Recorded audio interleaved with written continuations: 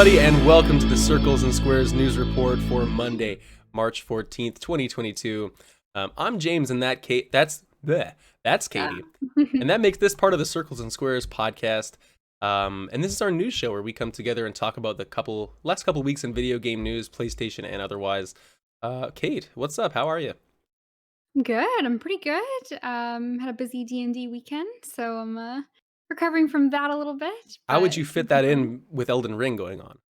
Like it's tough. It's tough. Me and actually one of the other players, we spend like half of the time playing D&D, just being like, "Oh, that's this from Elden Ring," and everyone else is like, "What?" And they're like, "Oh, there's a swamp over there. Ooh, how many lobsters do we see?" And they're Oh like, my "Please." god. Everyone else is like, "Please stop." Look, I don't want to get too far down a tangent here, but those lobsters, I hate those lobsters. They're so hard to kill, at least for me, like the way I'm playing. But man, I think those are like, aside from bosses, The maybe hardest. like a top 2 or 3 most difficult enemy I've found so far. Yeah, they are the evolution of Dark Souls three's crabs, and, oh boy, when they snipe you from half a screen away, you're never ready for that. No, well, I mean that hasn't happened to me yet, luckily. But Oh, just wait until they jump on top of buildings and artillery fire down at you. Like, you thought they were bad on the oh, ground? thank Just God, I wait. can't wait. I can't wait for that. Guys, this is not an Elden Ring podcast, though. I'm sure we'll have a lot of time to talk about that in the future. And if you'd like to check out us talking about the Elden Ring, you can actually check out the last episode we did last week of the Circles and Squares podcast, where we had like a 45-minute discussion all about our initial thoughts and what we thought of the game. So, spoiler alert, we both really like it. And you should definitely go check out that conversation because it was a lot of fun. And also, while you're at it, you can go check out our episode of the Circles and Squares Extra podcast where we ranked all the characters from Lost, which was a lot of fun. And I So have to continue to promote that show because, I mean, who else does that, right? That's the kind of stuff you come here for, that bonus little, Lost in 2022 character recap. yeah, it's still relevant. It's always It time is. is weird and lost, right? Yeah, It's well, always time is weird always now in the world relevant. too with the pandemic and True. everything. So I mean, we may as well still be back in like whatever year it was Lost was coming out, and I mean, yeah, same thing. So today, as always, we're gonna go over the PlayStation news at the start of the show, including the state of play that just happened. For once, it lined up where we're about to record a podcast after a presentation instead of the other way around. And then we'll get into the out of town news as well. And then for the fun, lighter side news story at the very end of the show, I have a surprise for Kate this time that she's not even aware about. So hopefully it's as fun as I'm hoping it will be. So just before we get into the state of play news, though, there is one other thing about PlayStation that we do have to mention, and it's 8 more women come out as forward as a part of a sexual harassment lawsuit against PlayStation. And this type of thing has been, for anyone that follows the gaming industry, I think it's been pretty rampant. I mean, obviously for quite a while. These are not like brand new incidents, but everything's kind of bubbling to the surface over the last year or so. And I mean, we did a whole episode. I think one of our episodes was titled "Bobby Kotick is a scumbag," and we went on about that piece of shit for a little while. And so, I mean, we'd be remiss and hypocritical not to mention that some of this stuff is happening at PlayStation as well. I would like to believe there's no one quite as rotten of an egg as old Bobby over at PlayStation, but that doesn't excuse any kind of preferential treatment or sexualized discrimination in the workplace and all that. So we just want to mention it obviously and say, hey, this isn't cool, right? Like, PlayStation's something we love to talk about, and it makes it hard to talk about it in a fun way when there's sort of this dark cloud of this type of stuff going on in the background. So I don't know if you had any thoughts, but it's worth just putting out there so people can raise awareness and hopefully get things fixed up. Mhm. Yeah, no, I think you were succinct, and it just is shitty is what it is, right? And it's under investigation, and hmm it's just So, it's the dark side of the industry that unfortunately, like, it needs to get talked about because things need to change, but, mhm, mhm. it's hard sometimes to compartmentalize that versus like, "Oh, there's a state of play and it's awesome. I'm so excited for all these new games," and That's just the thing, right? And yeah. this news came out like under an hour before the state of play started, and it's almost like why does this come out just before, only to be kind of not, I don't say it's intentionally covered up, but it's kind of convenient how this like hype game news comes out like right after the kind of report. So it's just, it's, we shouldn't be hiding this stuff behind like fun stuff, I guess. Regardless, everyone be aware of that. Look into it if you can, and just listen to people when they say they're being discriminated against. Like, people aren't just doing this for fun. They don't want that type of publicity. These are real instances in a lot of a lot of the time. So I guess we'll leave that one there and maybe move into something. We'll switch gears a little bit to something a little bit more fun, which is that PlayStation had a state of play, and there was a lot of cool announcements. Some I put out a Twitter poll on the Circles and Squares Twitter podcast, which is at CNS Pod on Twitter, just to see what people thought about the state of play, and the results were kind of negative actually. I think the result was 48% of our respondents said it wasn't great, 36% average, 12% said it was good, and 4% said it was incredible. So at least there was someone out there that thought it was great. But we're gonna go over the announcements from what we saw and yeah, give our thoughts as well. But I guess before we get into that, Kate, what were your overall how did you feel about the show overall? I feel like I may be a little more positive than Twitter agrees. There were a couple things that stood out to me as being really exciting. I do understand though. I think there's a lot of like JRPG and a lot of like this was like the It Japan was almost like a Square one, Enix, right? like Yeah, the back a half was lot of like Square Square. Enix exclusively. Yeah, and so like if you're not really into that, which I would say I'm not really a big Square Enix fan anyway either, but Hmm. there wasn't tons of variety, I suppose, and it was definitely a shorter show, so Yeah. I can see why a lot of people might watch it and think that there wasn't tons of content for them. But I'm always an advocate for the idea that I'd much rather have more frequent 20-minute presentations that aren't extremely hype as Hmm. opposed to less frequent longer shows. So I actually for 20 minutes, I feel like I've got a few things I'm excited about, and for 20 minutes of content, I feel pretty good about it. Yeah, that's pretty much how I feel too. I feel like even a lot of the Square Enix stuff, like I'm into a lot more of the excuse me, like the Japanese stuff, but it's even within that it's hit and miss, and I feel like Square can be hit and miss. So it's interesting to see when their logo comes up. But I agree with you. I feel like people are always it's such a spectrum, right? People are either like, oh my god, that was so disappointing, or that was like the hypest thing ever. It's hard to find that Yeah. middle ground. But And I think sometimes that's resting on, like, 5 minutes of the whole presentation, right? It's like, yeah. "Did Ragnarok show up? Yes or no?" And, like, done, right?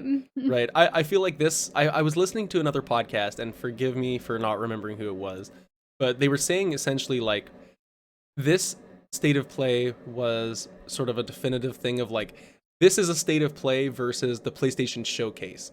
When for the Mhm. PlayStation for the state of plays, they'll put out a tweet and be like, "This is going to be 20 minutes, mostly focused on Japanese developers." Is like what they said, and that's exactly what this is.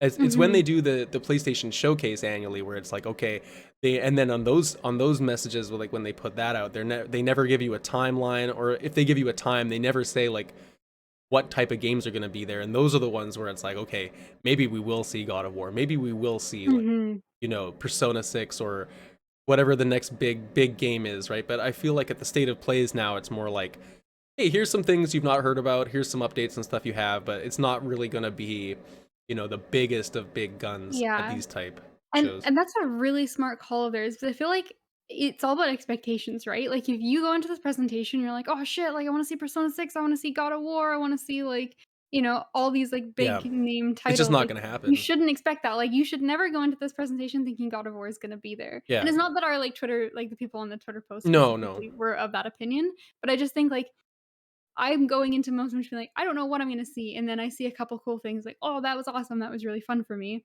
and so, like, I'm not disappointed, but if I go in Right. specifically being like, "Oh, is Silk Song gonna be here?" Like, I can Yeah. play that game for the next 5 years, and I'm gonna be disappointed every time, so Right, exactly.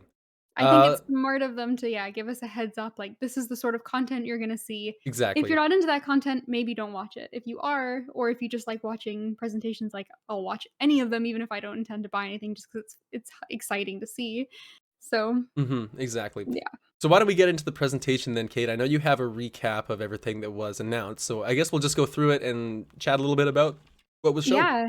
Yeah, so I think it was fun. They started so this is funny, they started out with Exprimal, which is a new Capcom game. Yeah. It's like, the dinosaur weather game where it looks just like horde battles versus dinosaurs.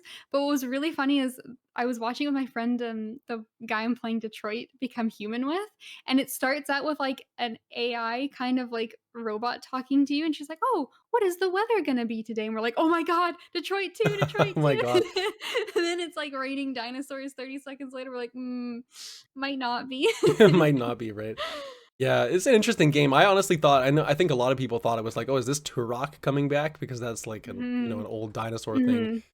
And yeah, I guess dinosaurs are just kind of in now with Jurassic Park and all that. I mean, yeah, this game looks like, it's multiplayer, it's killing stuff. I don't know. Like that one guy had a big Reinhardt shield. To me, it seemed Yeah. like I definitely identified that from something else. It looks okay. I don't think I would play this, but Yeah, you this know. this looks like the kind of game where it reminds me of like a Vermintide kind of thing, where it's like if Mhm. you've got a few friends, it might genuinely be a really good time. But if you're playing it on your own, it just looks like super generic and like Oh would man, I would lose interest so quickly. I But don't I think could you'd see play it this being by yourself. no, I think yeah, I think you're not going to, but it could be fun with friends. Like this is like the exact kind of game where it's like, oh, for like $10 we can get a bundle Mhm. pack and like Mhm. other people really want to play it and they need a fourth. All right, I'll Right, join yeah. you. Or when it But comes to like PS Plus in like 2 years with all yeah, the DLC and exactly. everything, yeah. Yeah. Exactly, but I'm not pushing for it. Fair enough. Yeah, so that was the first one. Now, next up we had a couple things. There were some things we definitely have seen before. We got another Ghostwire Tokyo Yeah. trailer. And this wasn't necessarily anything new. It was just a little bit more like story cutscenes and a little bit more gameplay. So it was very much it felt just like a trailer that played after. But I'm perfectly happy for that because I'm very excited about Ghostwire. It is coming up. It has been pre-ordered. Thank you, Green Man Gaming, for always Oh, doing like you did? I pre-order wasn't sure sales. if you were gonna get it right away. You are, okay. Well, yeah, it's on good deal. So Yeah. how can you say no, right? Nice, okay. I'm excited about that. That's great. I thought this was a really nice trailer. I liked it because I feel the other one was more focused on like the abilities and what you do, whereas this one was kind of like, hey, we just saw that trailer. This is more like Mhm. giving you a little bit more context to the world itself and the character you're playing as and a few, other people. And so I like the way it kind of fleshed it out a little bit more, and now it's like, hey, the release is like 10 days away. Have fun. Yeah, this looks awesome. This to me was just another like, here's some more atmosphere of the game. Like the game's biggest selling point easily for me is the world and the atmosphere. And it's like, here's Hmm. just a little bit Hmm. more of that just to kind of tease you along. And now I want to see absolutely nothing else about it Right. because I just the less I know, like you've hooked me, the less I know now, the better because I want to just experience it in the game. Yeah, I really feel like they've marketed, as people that watch all these presentations and keep up with these games, right? I feel like Ghostwire has been marketed almost perfectly in terms of like how much we've seen it. It's not been anything Mhm. like Deathloop from last year where we see it like every 10 minutes everywhere you look. Yeah. And it's also But then been like, it's also not too cryptic like a Death yeah, Stranding kind of thing where you're like, I have literally no idea what's happening at any given time. It's like exactly. I'm confused and it's mysterious, but I have enough to like base a purchase off of, and that's like the perfect middle ground, especially for like kind of a mysterious game. Yeah, exactly. No, it looks good. I hope you enjoy it. And you know what? I'll probably play it in the future. Deal. Okay. So the next one's kind of funny. We got more of Stranger of Paradise, Mhm. Final Fantasy Origin, which is like, wow, that's kind of a mouthful of a name. It is. But that came out, and I believe now is this the same Final Fantasy? Is this the I need to kill chaos? It is the I It need is to the kill edgy one, chaos. right? It is Yes. that, yes. And I would like to So, tell you that I mhm. played the demo that was announced in this news story. So you gotta tell me about it. I watched the, first cutscene because you told me to watch it. Or you told me to download for it, and I Yeah, didn't get yeah. around to downloading it, so I just watched it on YouTube. And wow, what did you think of that? Look, the first cutscene to me was actually really cool, and I don't know if you like watching it online. Maybe the quality was a little bit worse or whatnot, but on the PS5, like, you know, um, the opening cutscene was cool as hell in my opinion. Like that dude Mhm. with the big armor comes out, and there's all that smoke, and he's like, Yeah. there's like dead, bloody guys all like knights all along the walls, like they've been bludgeoned to death. Like it's a dark, grim scene. I was in on that Yeah. cutscene, and then the thing is like it begins to fall apart a little bit because the characters like you're.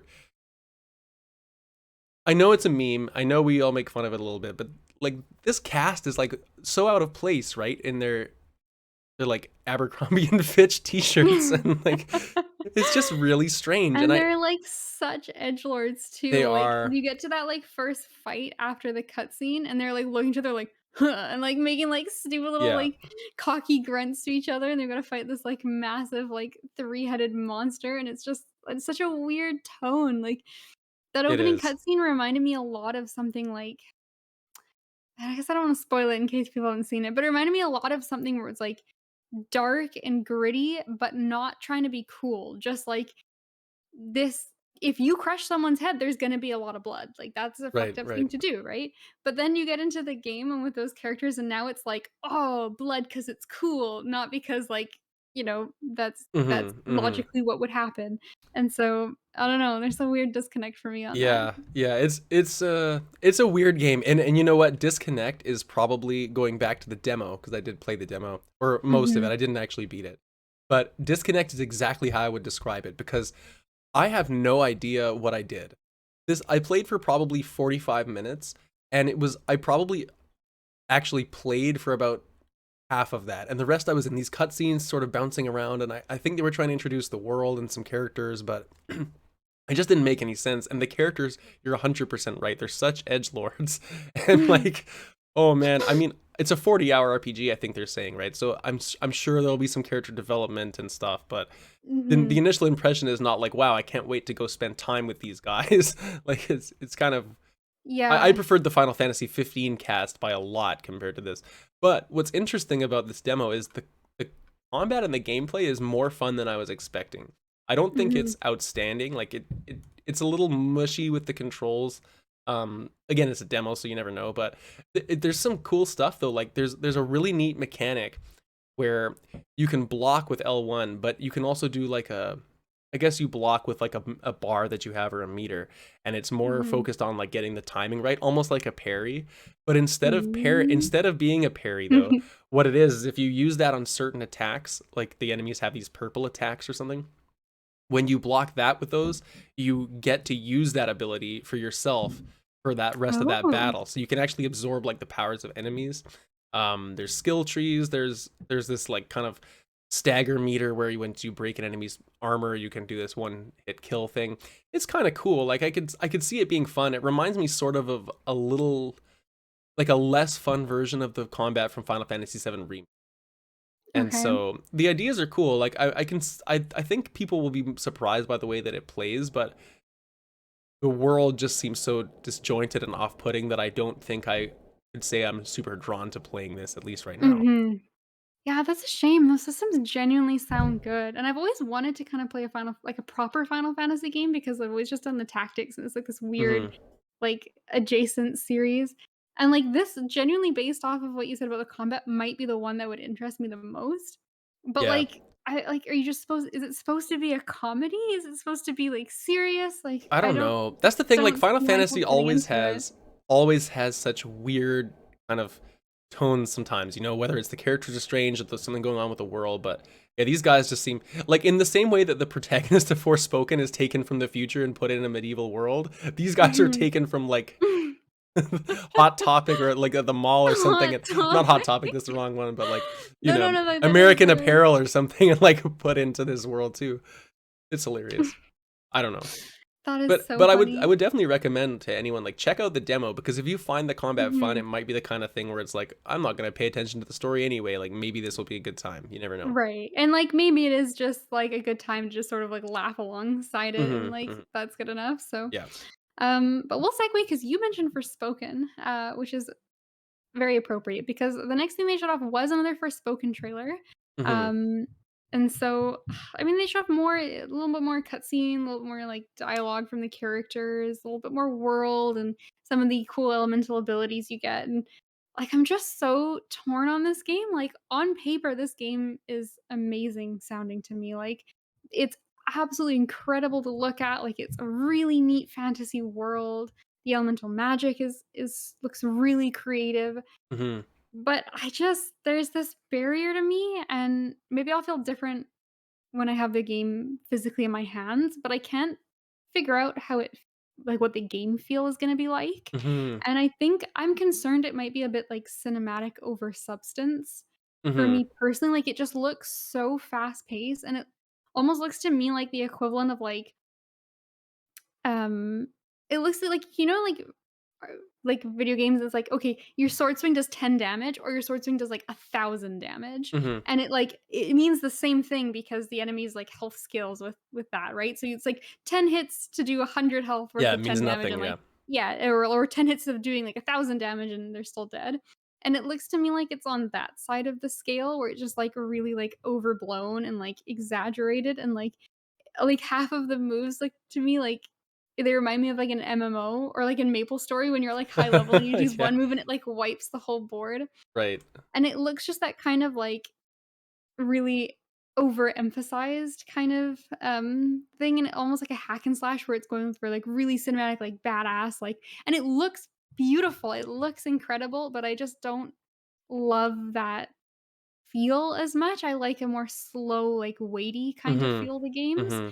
And so I I am not discounting it because it genuinely looks good, but I'm concerned that it's just not gonna feel like how I like action games to feel, and I might not get into it. Yeah, I feel like the way you're describing it is completely defining like this is a Japanese developed game compared to like I feel like a lot of times those games that have like the numbers in the thousands and the huge damage and all that and all the meters, like those are always the Japanese developed games a lot of the time, whereas then it's like the Western ones are like more about the weighty kind of combat like that.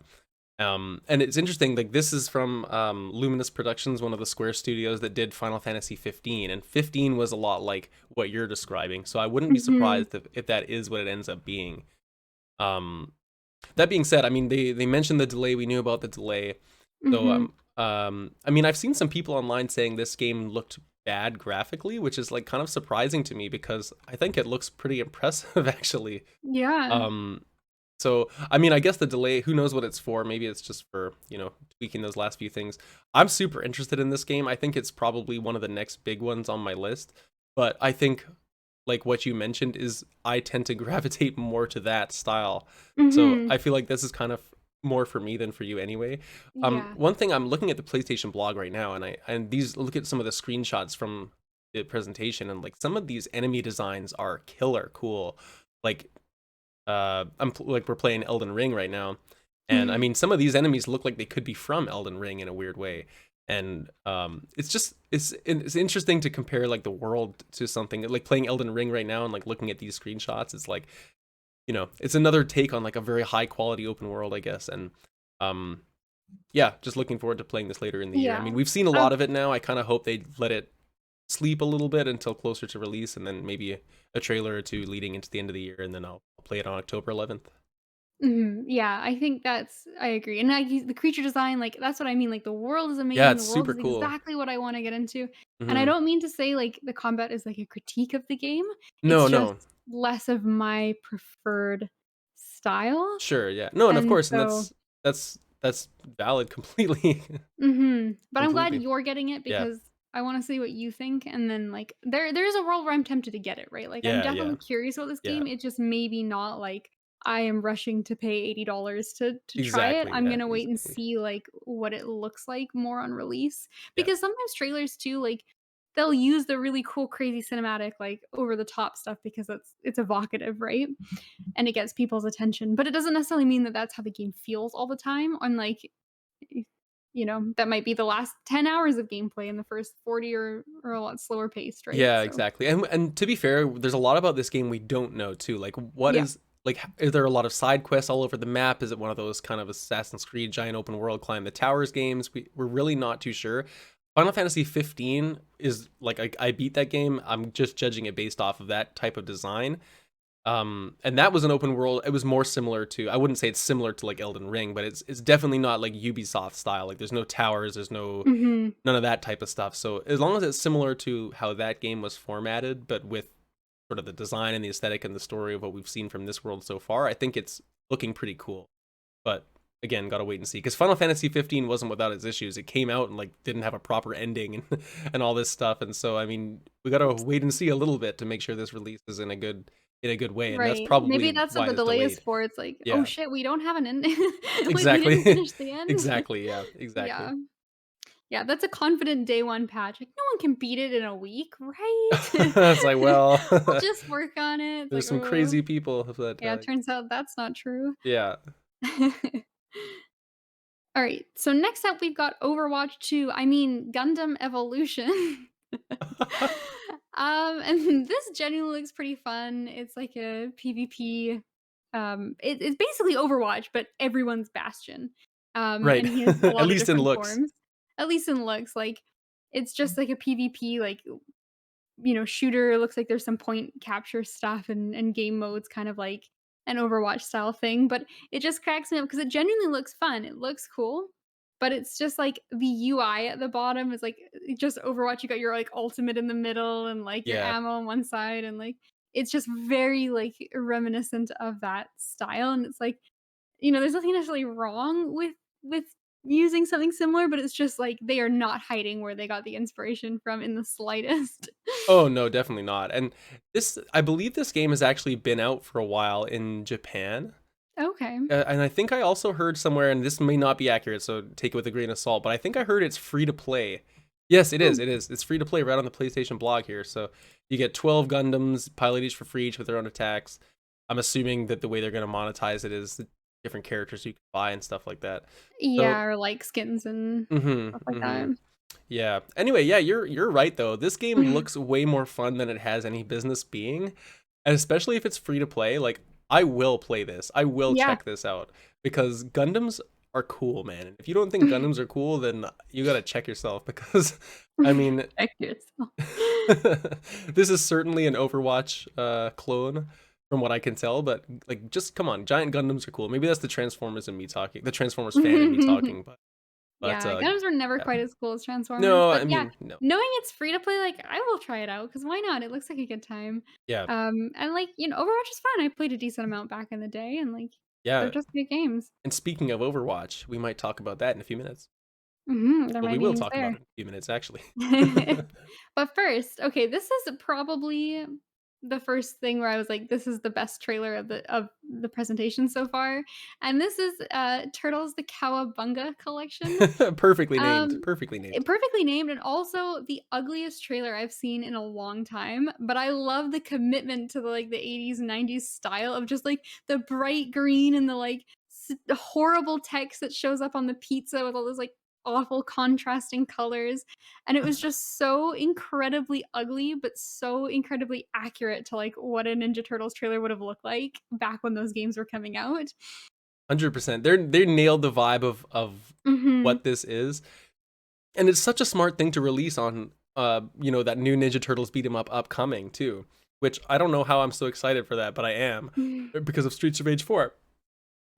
This is a great collection. If I don't think like this isn't something I'm gonna buy. I'm not that into the new Teenage Mutant Ninja Turtles beat 'em up. But if you're a classic fan of, I know a lot of people really love Turtles in Time and Ninja Turtles on the NES. Like you and I played that before. We borrowed it off a friend or something back in the day. Mhm. But I mean, if you enjoy those games, Ninja Turtles Arcade is another big one people love. I know people are super stoked. They got Tournament Fighters in there from Super Nintendo. I think that's like a There kind of are a a classic. lot of games. I was surprised by just how many games they shoved into this. Like, Hmm. they could have very easily released, like, 3 games. Like, you know, Turtles in Time and, like, a couple of like, 2 other big ones could have Yeah, yeah. easily been the collection, and they're like, "No, no, no, no, like, you've never even heard of these ones, but trust me, you're gonna play them." And, like, just Straight threw up, them in. straight up. And they've put a lot of work into this too. Like all the games in this collection, there's 13 games. They all have, you can save anytime. They added a rewind feature. You can button map in-game guides for different sections of the game. Like what more do you want in a collection, right? It's always what you want to Mhm. see is them adding stuff to it rather than just being like, well, here's a bunch of ROMs on the same download. Like have fun. They've Yeah, this is actually a added some huge stuff and quality of life. totally, right? Yeah, like this is gonna please a lot of people for sure. I'm happy Yeah. to see. And a total Yeah. surprise too. Total surprise. Yeah, absolutely. This was easily the one that I was like, "I'm most happy to see this, but I'm not gonna buy it." Right, Like, right, right. but I'm the most happy this exists because it's just so fun. Hmm. Um, Next up, to contrast, that's probably my least favorite, Oh, you or weren't like not excited for least favorite. GigaBash or what? I'm not into GigaBash. It's this like kaiju brawler. It looks very much like that Transformers game where the same kind of like top down and you're all just like kind of Mhm. walking along this like, you know, those the map reminds me of like those car mats that we used to have as kids, and Straight up, yeah. you'd be like a top down of like a city and you drive your cars around Mhm. like past the zoo, past the hospital, and it's like they're Yeah. just fighting on that but slightly more 3D. And I mean, these kind of I games look like they're probably really fun for one session. Maybe if you have a couple drinks and you got a couple friends and you just like crack up about like, your massive like sea snail has to go fight big gorilla and like it's ridiculous and stupid, but I just don't see playing it more than like one or two times. No, I totally agree. I don't know if you remember this, but I think back in the day on like PS1 or something, we rented a game and it was a Power Rangers game where you got to basically play this exact thing, but it was in all the different Megazords. And Okay. it was just like, yeah, you know what this is to me? Like this gameplay just looks like a more advanced version if they were like, hey, let's take one of the Mario Party mini games and like add a few more button commands to it Yeah. and like give the characters each an ability, and that's kind of what this is. Um I mean, yeah, this doesn't look great. It's the kind of thing where I'm kind of like, this is the sort of game where it's like, there's a lot of games like this on the PlayStation Network, but this is just the one that somehow made it into a state of play, and it just Mhm. doesn't really hold comparison to like Forspoken or the Ninja Turtles collection or the Returnal Yeah, update or like, like all those this things. this has to end up having a lot of really funny stuff in it, Hmm. because, like, that's where you get your longevity, is, like, it's not gonna be in the gameplay, it's like, is it funny enough, and is there enough to see that you're gonna play it multiple times? Exactly, yeah, and I would say probably not, but again, there's a lot of young kids out there, a lot of people looking for certain different things. Good for them. Mhm. I just want to read a quick quote from the PlayStation blog because I think it's hilarious. It says they're talking about taking your game online. I guess this has an online mode, and it says couch play is the bread and butter of GigaBash, but what if we want our steak and salad too? It's time to go online. What is that phrase? We want our steak and salad too. I know, it's That doesn't work. I know. Like, there's nothing stopping you from having steak and salad. Like, the quote that that's based off of is like, "You can have your cake Cake and and eat eat it it too, too." yeah. But you can't, like, that's a contradiction because if you eat your cake, you no longer have cake. You can't have cake and eat cake. It's I like, know. like, why can't you have steak and salad? Look, we'll have to That's get in so touch with them and dumb. ask. It's Yeah, all we can okay. do. I'm All we can do. gonna that's gonna keep me up at night. Alright, Oh I'm my working on god. it, No more GigaBash, PlayStation. please. No more GigaBash. No more GigaBash, huh? Fuck. Alright, the only well, okay, if you're not gonna play GigaBash, you have at least a second fighting option, Mhm. and that is this is gonna sell well because it's JoJo And people All-Star love Battle. JoJo these days, hey? I gotta tell you, I have not finished JoJo, but I think I've watched, like, the first 3 seasons, or at least, like, the first 3, like, I JoJos. didn't know you'd watched any of it. Oh, I watched You them like it? way back in the day. I love JoJo. I'm not a big anime person, so it's a very big surprise that I've gotten into JoJo, but JoJo is wild. It just changes genre whenever it feels like it. Like, it kinda starts out as, like, sort of like a cool action anime, and then it, like, just becomes this devolves into this weird comedy, and, like, everything that happens is genuinely hilarious, and, like, there's nothing like it. The atmosphere is so weird, and, like, I wouldn't necessarily recommend Recommend JoJo's watching it. because there's a lot of downtime and it doesn't hold the same kind of quality, but this is one of the only shows I've ever watched where I've genuinely just been, like, crying laughing at some of the random bullshit that happens in this show. Right. So, it's a cult classic for a reason, and I don't think I would get this. It reminds me of, like, those, like, Naruto, like, those anime fighters all kind of tend to be similar and just reskinned based on the Right, property. yeah. Yeah. But, I do love that it is JoJo and that people still care about this anime. Yeah, fair enough. I mean, as someone that's never watched a single episode of this, I've kind of seen a lot of JoJo stuff around, so I guess it kind of makes sense as a Mhm. game coming out. They're saying I'm just reading through the blog while you're saying this. So this is a redesign or a reinvigorated experience they're saying of a game from 2013 called All-Star Hmm, Fighting Battle or whatever. This is All-Star Battle R. I mean, it seems like it's got a lot going for it. Honestly, there's 50 playable characters. You which is a play through lot. different various. There's 100 battles with various settings and conditions. So I guess it's got something more spicy than just an arcade mode for your single player. I mean, 50 characters is a big roster, but it's got some good mechanics. Yeah. I mean, hopefully the fighting game crew likes this one. Yeah, we'll see. I don't think it's necessarily making main stage Evo, Probably not. but it should be fun. Yeah. Yeah. So this now we got into the KD section of the state of play. Like, we went through GigaBash, that's behind us now, it can't hurt us, and It we're can't on hurt us. to Oh, it can. Oh, can't it hurt us can. anymore. And we're on to, like, "Okay, Katie, we made this next little bit for you." We got Trek to Yomi, and holy shit, this is like 2D Sekiro, let's go. It is like a beautiful, stylized samurai game, and I know people are saying that we're kind of tired of samurai, we've been oversaturated with them a little bit. I don't care, I'm having fun. I'm I'm having fun perfectly too. on board with more of this. But this just looks like, what I was saying about Forspoken, but the opposite. This looks like slow and deliberate, and it just looks like that we my assumption is this is basically just like 2D, you go along levels and you have like parry-based timing Mhm, mhm. combat in a kind of Sekiro sort of fashion is what I'm assuming, but instead of it being like a proper like a massive 3D game, it's just kind of a simplified 2D experience. And it looks like they went pretty on board with like a lot of artistic direction in this game. Like we've got like kind of black and white, like very like old school samurai stylized stuff. And based on the trailer, I'm assuming a lot of the voice actors are, like all-star cast. They Mhm. all got like named credits at the end and like with music playing. So I'm assuming that those are like relatively known voice Yeah. actors. Interesting, interesting. I took it as being like they're really paying homage to the classic sort of Japanese Yeah, style, so I think that's true. those type of credits are like part of that type of Well, I experience, think it's but both probably, it right? could, yeah, Like it probably is. This game, this was probably my most interesting announcement of the show. mhm. Um, I mean, how can you say it's not after seeing the art style? Like this black and white with the lighting and the way that it Mhm. moves and the way that it looks. It's so unique, right? It's kind of like what people loved Limbo for back in the day, that Yeah. sort of black and white It dark. reminds me of Limbo's a really good comparison. It reminds me a lot of that come in like, that mixed with the, like, old school, like, samurai mode in Ghost of Tsushima. Right, yeah, yeah, You put those exactly. together, like, it's a little bit more stylized in a Limbo sort of way, but it's still drawing on that, like, inspiration from something like Ghost. Exactly. And you know what I really love about this too is it seems like they're similar to Ghost actually, the way like Ghost was recognized by like the Japanese government about certain things with the way they portrayed Tsushima. And this game as well seems like it's doing the same thing. And there's another part of the PlayStation blog here. They're saying authenticity is important to them. They carefully crafted while keeping in mind the ancient culture, from religious beliefs to the swords hung on the wall or the way the kimonos are tied.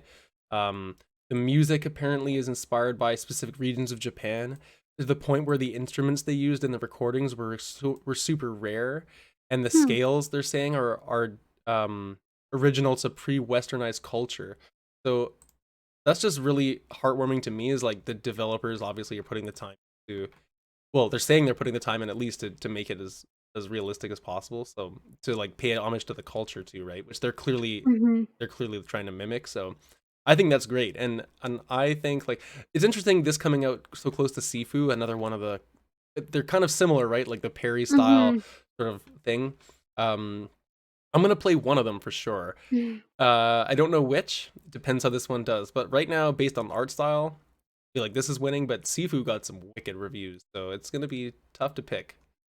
Yeah, it's a tough call. I think with what you just read on the blog, this probably puts us a higher priority than Sifu. Hmm. But they both look great, and I wanna get them both for sure. Like, this is right up my alley kind of Yeah, game. yeah. Hey, speaking of wanting to get a game, uh, talk about the next one here. Let's talk about the next one. Yeah, so this came out of nowhere. We thought the Ghost of Tsushima had a great stealth drop, but have you heard of Returnal Ascension? Because holy shit, this game has been out for almost a year, and people have been crying for DLC because, it's such a unique game, and, like, it's done well in terms of, like, everyone who's played not enough people have played it, but everyone who's played it is like, "This game is a masterpiece." It is so unique, it is so well crafted, and Returnal is was my I think my game of the year It from was. It was. 2021. Well deserved.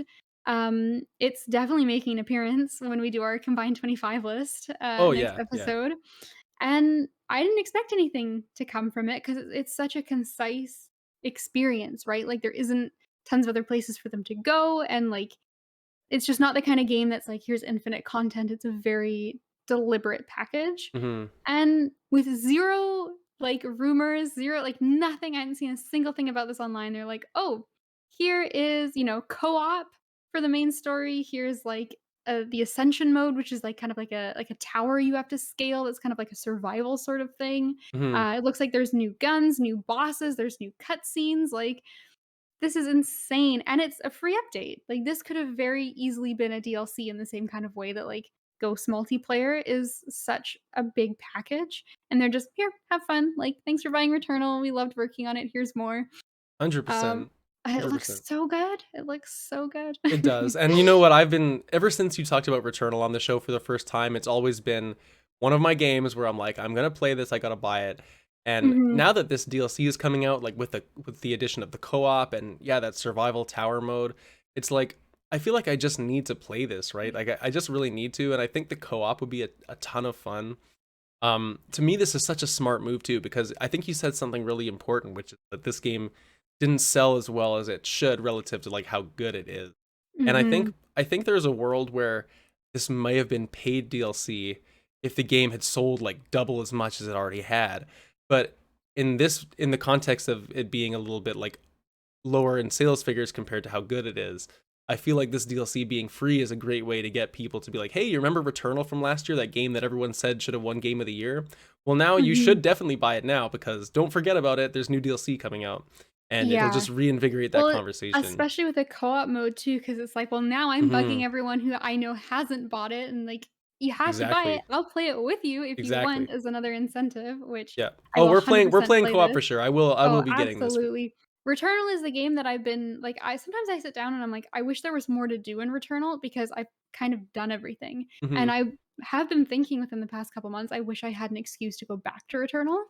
And so I'll just my in my mind, I was like, "I'll patiently wait until Housemarque makes a new game because I know I trust whatever they're gonna make." Yeah. But, like, it's Christmas and I have It's more Christmas. Returnal to It's play. Christmas in March. Hell yeah. Christmas in March. Yeah. Do you know when it comes out? I That's a don't good think it had question. a I don't date. remember seeing it. I don't know if Returnal they put a date Ascension. on it. Yeah, I don't think it's specified. I Oh, think it arrives it's on March 22nd. So Oh, that's wow, that's very really soon. soon. Yeah. Great. I really Okay. like these Sony stealth drops. Like, Me too. we can They're just keep doing this for all our first party games. Like, I don't expect it, but oh boy, is it nice. It is. It is. Wow. Yeah. We got Um, a few other ones to close up on that look kind of nice too, I will yeah, say. so that was the Katie section, and then it closes off with the Square Enix section. Yes, So yes. it's just two Square Enix games. And I'm gonna read you the names of them first before, and then we will talk about them separately. But like, it's just cracked me up as like the most like JRPG fantasy game You mean like ever. triangle Of like, strategy? oh, but, like, even Project better, Octopath Traveler? there no, because those are kind of those stand out as in, like, they're weird but evocative in a way, whereas these are just, like, the most generic fantasy ever. There's the DioField Chronicle. What does that mean? And then Valkyrie Elysium. Yeah, I know. Well, And to it's be like, fair, with if Valkyrie that just Elysium, isn't at least that's part of Valkyria Chronicles, I think. So it kind of what makes is sense. that? I I don't don't know, that know. just sounds like, "Okay, fantasy name generator, go." 100%. This is what 100%. came out, and they both just look like so generic fantasy, like, Mhm. JRPG games. It's like the map is the same as every single other JRPG map, like, the characters are the exact same, like, anime style, really well polished and really, like, nicely done, but just the same style that every game is in. And then we have, like, would you like DioField is your, turn-based tactics flavor, Mhm. and Valkyrie is your action flavor, and which one Right. would you prefer? Right, Like, exactly. yeah, it's like basically, do you want fries or do you want salad with your sandwich? And like you Yeah, can choose. it's so funny being Um, on the blog right now, like, just looking through, and the games, you're right, they do have such a similar way that they look. I don't mhm, know, like, Square Enix, even when stuff isn't Final Fantasy, stuff always still looks like Final Fantasy. You know, like, they just yeah. have They just this have certain that look. Square Enix style, and it's like, we don't care what the game's about. Is it, you know, corrupt kingdom under corruption, bad ruler possessed Yeah, by chaos. something, Yeah. chaos force.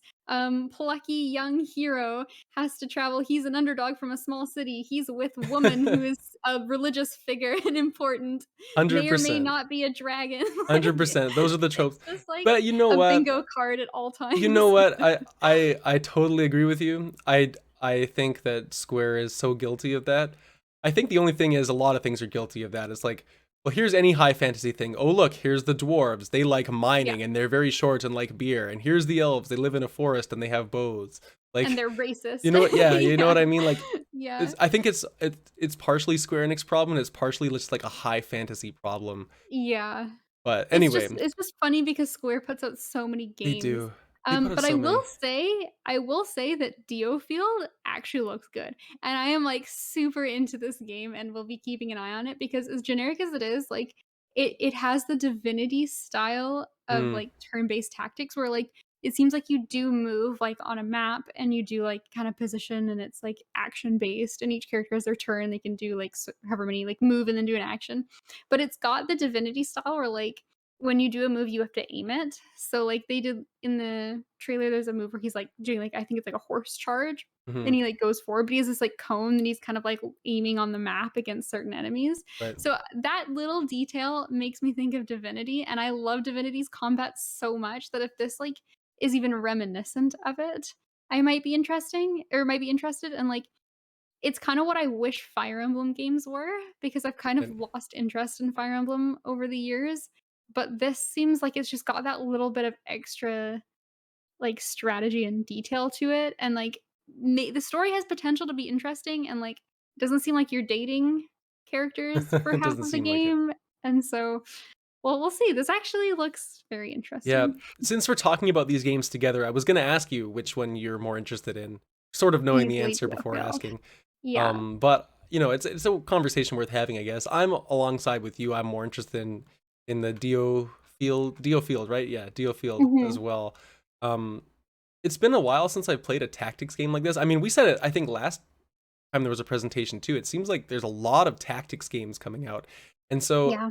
I honestly like I don't think either of these look bad. I don't think I'm gonna play either of them either because to me it's like DioField looks great, sure, but I'm gonna be playing Triangle Strategy before that, and am I really gonna be Right. buying two Square Enix tactical RPGs in the same year? Like probably Yeah. not, right? And this with Valkyrie Chronic or Valkyrie Elysium, it's like first of See, all, you can't even get the name right. well, you know, it's been a You long know. show. I mean, glad to see it coming back. I think it's a long running PlayStation franchise, right? But at the same time, am I going to play this over Forspoken?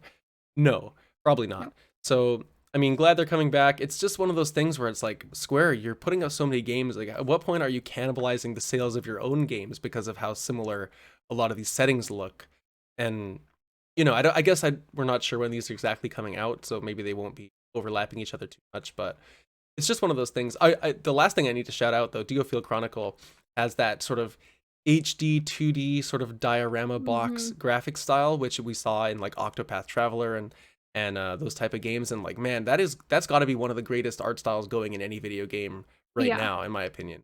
Yeah, and the fidelity of the art too is really nice in It's this game. fantastic. Like I joke it's the same style and it is the same style, but this to me looks like a step up technically Yeah, from the other games. Like it is very, very pretty. More totally. so than Elysium. I think DioField is definitely the artistic star of these two. Yeah, Elysium to me was, if you're gonna point out, like I didn't think the characters looked great. They sort of looked Yeah.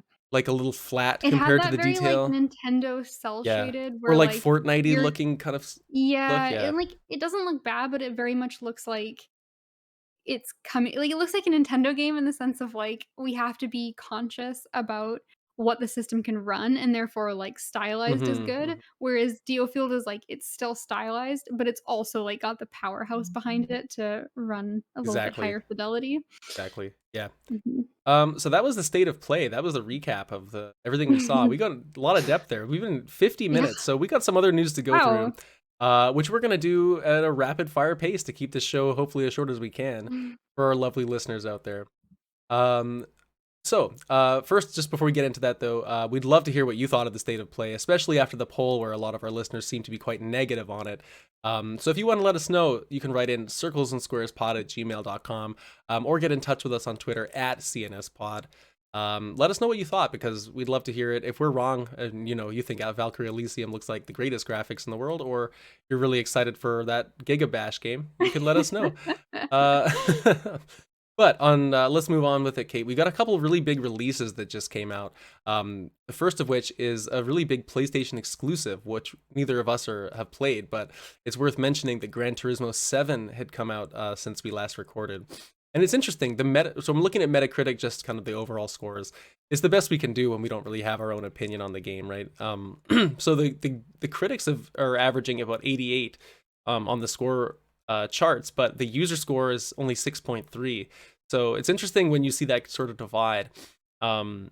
Overall, though, I feel like this game has done a pretty good job, and especially for like hardcore car enthusiasts and people that really want to get into like collecting and tweaking their cars, all that kind of stuff. So I feel like it's actually 88, like critically, is maybe a little bit higher than I was expecting it to be. Honestly, I was kind of thinking it Well, might be like 80ish. I'm under the impression that it's a conspiracy because the 8s are classic racing track shape, and so it's not an 88 out of 100, it's Right, 2 racing tracks. right, right, Yeah. right, right. So, I don't know out of how many possible racing tracks, but you got 2 of them. Yeah. I found one review from VGC, just a little blurb, which I think probably sums up as best as I can tell what people are feeling about the game, which is, if you can suffer through clunky menus, endless dull dialogue, and hundreds of visits to the cafe, there's an excellent racing game somewhere hidden in Gran Turismo 7. But it's baffling the game does its best to impede you from getting to the track, when once you get there, there's a lot of fun to be had. And I feel like that's probably where the dichotomy comes from, is like the critics are like, this is technically it's a great game, and the users are probably a little bit more, I just wish I could race and not have all these people talking to me about, Ford Mustangs and whatever. Mhm. So I don't know. It's interesting. And at the end of the day, I'm just glad it seems to be a pretty good racing game for PlayStation, and one of its longest running franchises, which is surprising to say, but it is Gran Mhm. Turismo. So moving on from that, we also had the release of one Triangle Strategy, which is a game you and I are far more interested in playing at some points, where the user score and the meta score are both 82. So I guess we're right Mhm. on track there. Kate, are you going to play Triangle Strategy sometime soon? What are your feelings? I definitely want to, partially because it looks good, partially because I've been itching to play my Switch, and Yeah. it is not seeing the light of day recently. So, yeah, I'm kind of onto it, like, I'm just sort of in the mood for getting a tactics game. It's been a little while. This looks like it could be the one. I even said I think I said on a previous show when we had that Nintendo Direct that I was gonna download it and play the demo. Hmm. But I have made the commitment to not do that because I feel like I wanna just play it as it is. Like, Right. the demo isn't a separate thing, it's like the beginning of the game, and so then it carries your save forward, but if I don't buy the game for 6 months, I don't wanna have, like, played That's the thing. the Yeah. demo and then, like, I'd restart any and replay it anyway, so I think my commitment level to this game is I don't know when I'm buying it, but I skip the demo because I wanna buy it. So, That's where I'm at too. yeah. Yeah. What's funny is I was actually going to buy it sooner, but I didn't Mhm. expect to get as into Elden Ring as I am. And now Guardians of the Galaxy is coming to Game Pass, which is like, I'm Yeah. really stoked to play that. So this is on the list for me probably in the back half of the year at some point. Mhm. Okay, let's talk about something very interesting, which came out that I've never seen before until right now, but apparently has been going on for 12 years, which is that Metacritic has an annual game publisher rankings list. Um, I mean, take it with a grain of salt. Who knows how scientific this is? Metacritic in general is not always the most reliable website, but this is just kind of fun to look at and take a glance at. So this for those, I'm sure if you just Google, annual game publisher rankings, you'll find it.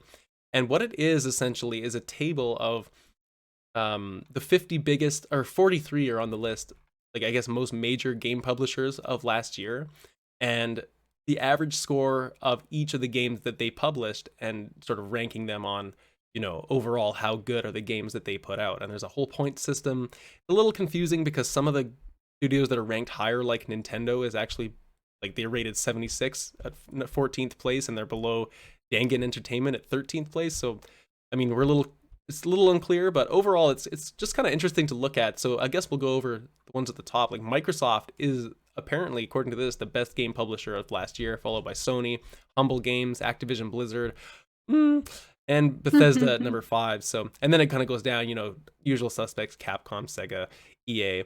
But yeah, I mean, anything stick out for you at all? Are you surprised by any of this, or it's just Um, more fun to look at and just sort of see where it's everyone just stands? Or kind of fun to look at. I guess yeah, I don't know. It's one of those things that's really hard to quantify, right? Because like so many publishers like just put out such a wide variety of stuff, right?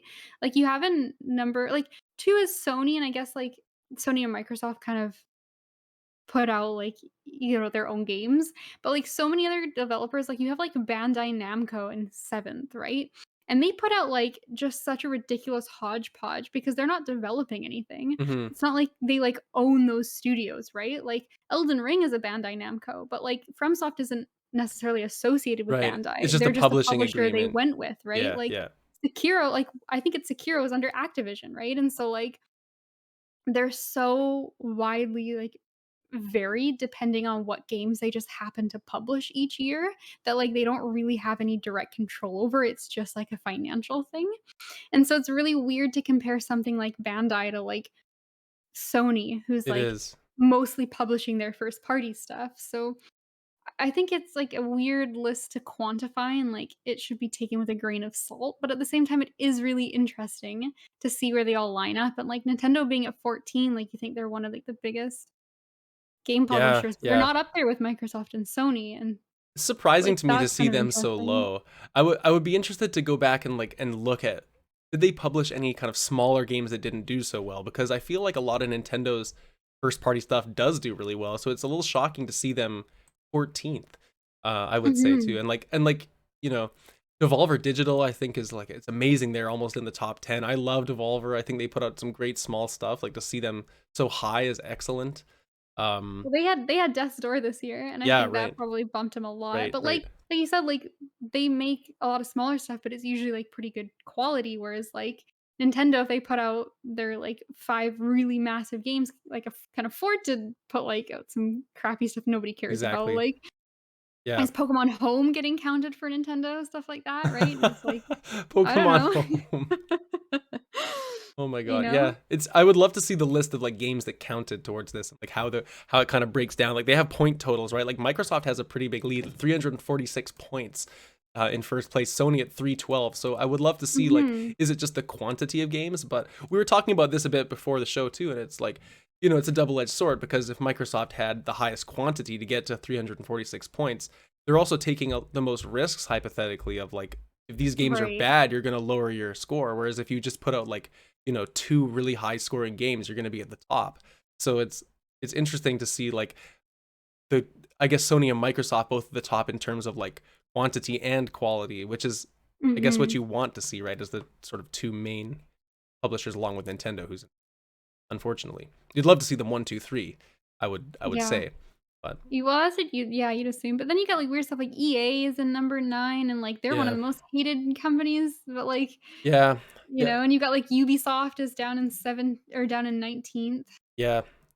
Interesting and, stuff. like, Take-Two is on here at 27, they won Game of the Year this year, right? So, like, it Right? is Yeah, very interesting how it just kind of lines up, and it really depends on what kind of, like, quantifier they're using, which, at least on this page, is not very clear. yeah. It's not, but interesting to go. I want to go through and look at the other years at one point too, and kind of see how Mhm. the see the trends. Like, oh my god, these guys were down here so low, and now they moved up, or vice versa. Who knows? But anyway, shout out to Sony, Microsoft, all the ones at the top, and kind of a cool list. Speaking of other shoutouts, though, let's go to our next story, which is that one Hideo Kojima is being recognized. He received the Minister of Education Award for Fine Arts from the Japanese Agency of Cultural Affairs. And this is just a cool story.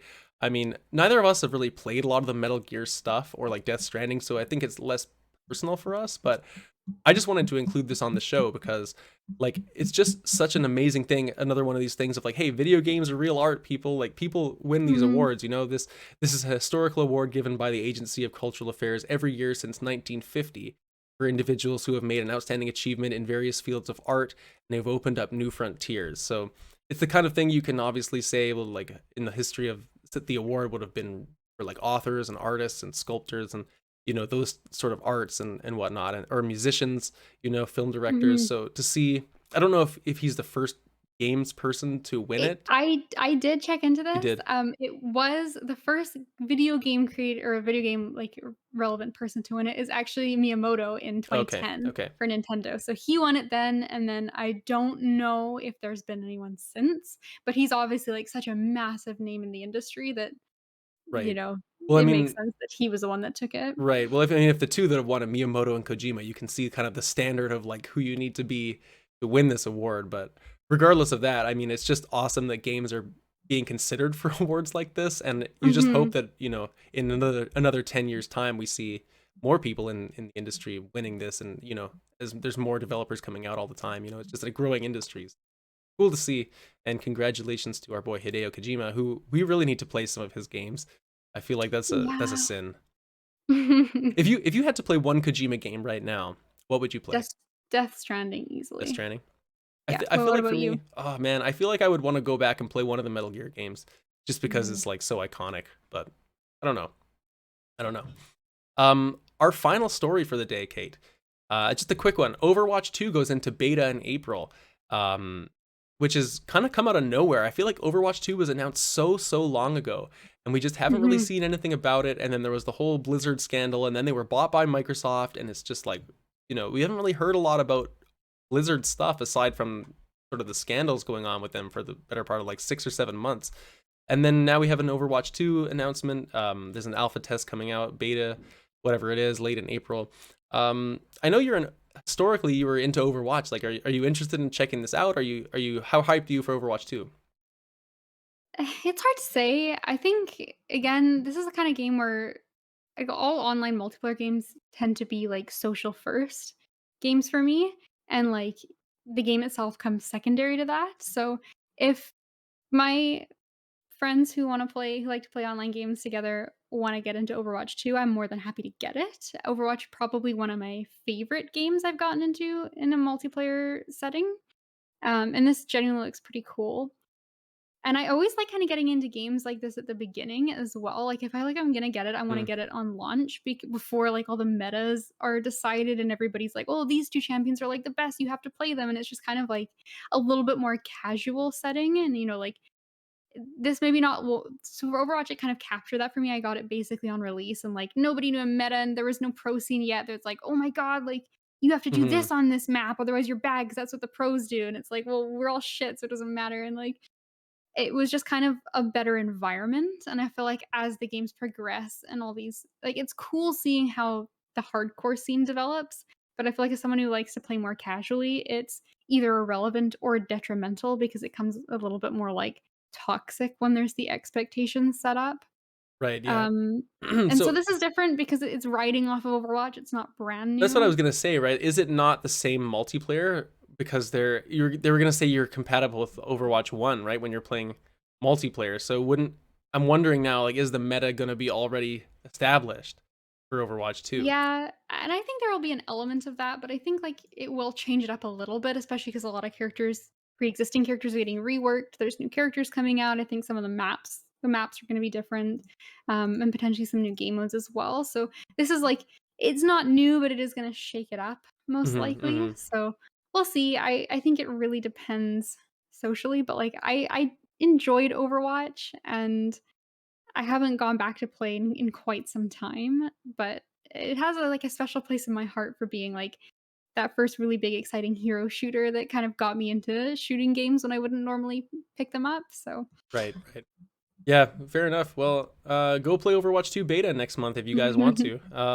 We'll see how that goes for everybody. But Kate, that is the end of the show, except for the final article we have to go Right. over today. A fun Um, surprise, if you will. a fun surprise, as it says here on our show outline. For those of you joining us for the first time on the Circles and Squares news report, we like to close off every show. Sometimes we get into some heavy topics. Sometimes we have some long things to discuss. We like to close it out with something fun and lighthearted before we let you guys go.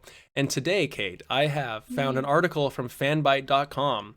Okay. Now, you may have seen in the news, I think it was last week, that Pokemon Scarlet and Pokemon Violet were announced. Yes. Um, Yes, they were. Revealing the starter Pokemon for those Yep. new Pokemon games. So I have here Mhm. from fanbyte.com's Imran Khan. what your Pokemon Violet and Scarlet starter choice says about you.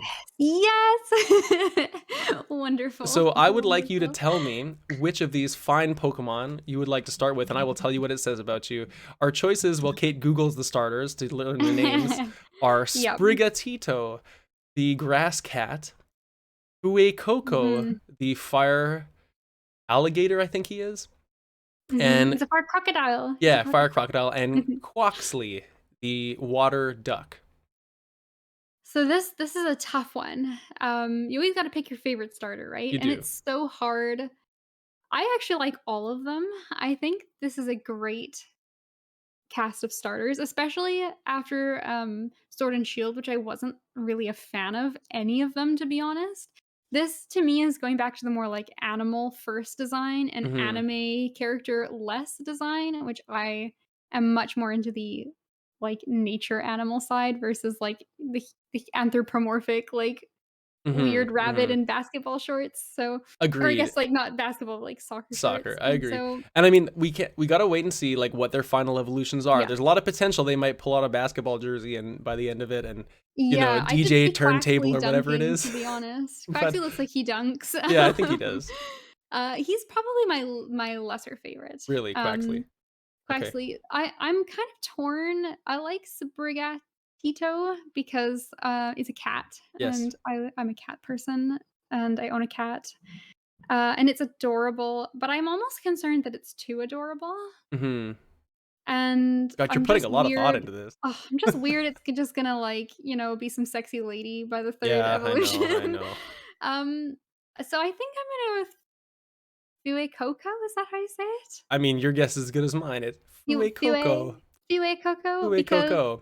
he just looks like he gets bullied, and I think he's adorable, and he's got his little, like, apple head, and I've seen pictures online of him, like, compared to, like a hot pepper, Yeah, I is think what he that's what he's looks going like. for, right? Because I think Um it's is it in Mexico? I can't remember exactly where. No, Oh, it's Spain, in Spain. Spain, I think, Yeah. yeah.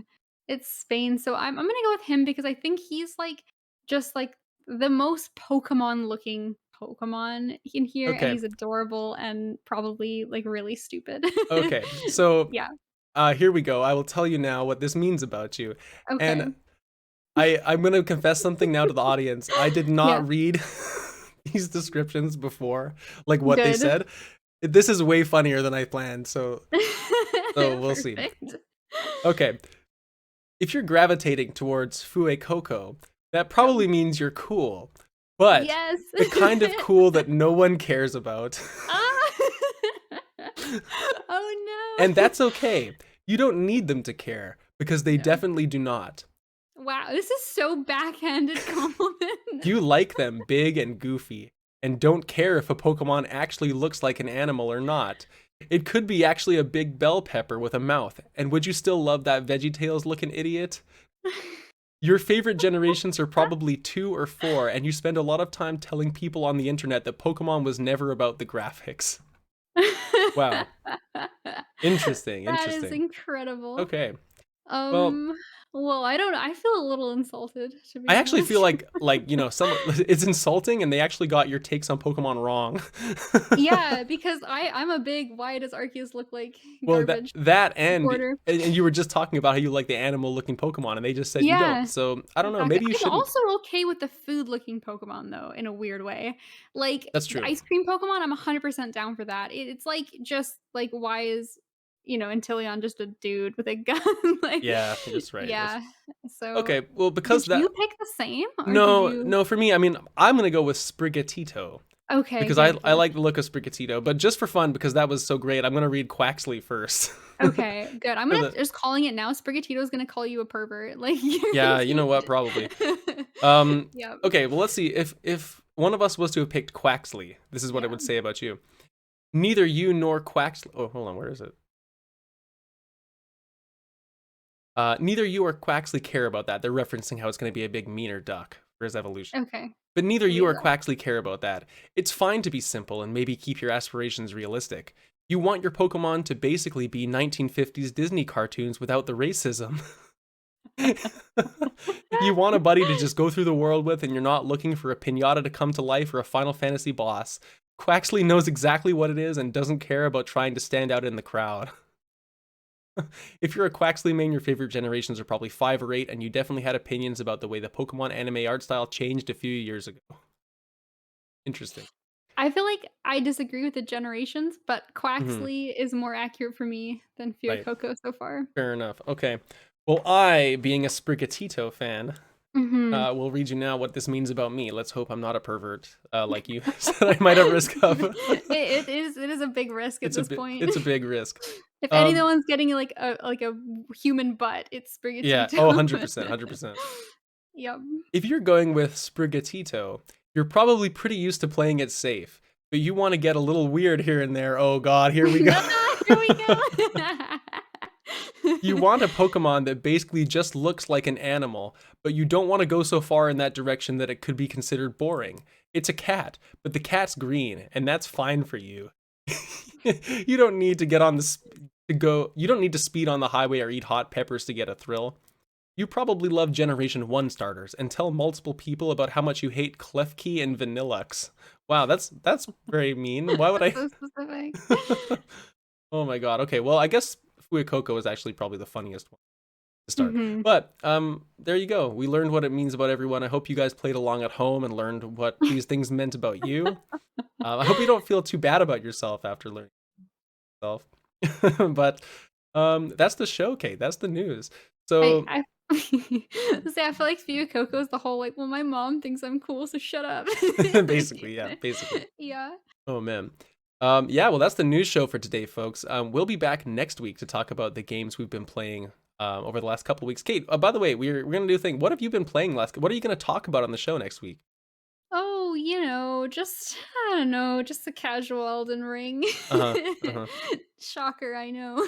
Elden Ring, yeah. You know what? There's a possibility that I beat Detroit Become Ooh. Human before then, and that would actually take a lot of precedent because that game is skyrocketed to like very high in my Hmm. top Hmm. list of games, but I want to wait till I beat it before I say too much. Fair enough. Yeah. So that is a potential, but like Elden Ring is an inevitability.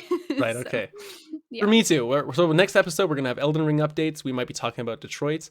I beat Sonic Team Racing because that was for PS Plus, so we'll talk about that. And of course, let's not forget, next episode we are redoing our top 25 combined games of all time list, which will be a lot of fun. So strap in for probably a 3-hour episode next time, and we will see you next week. See you later.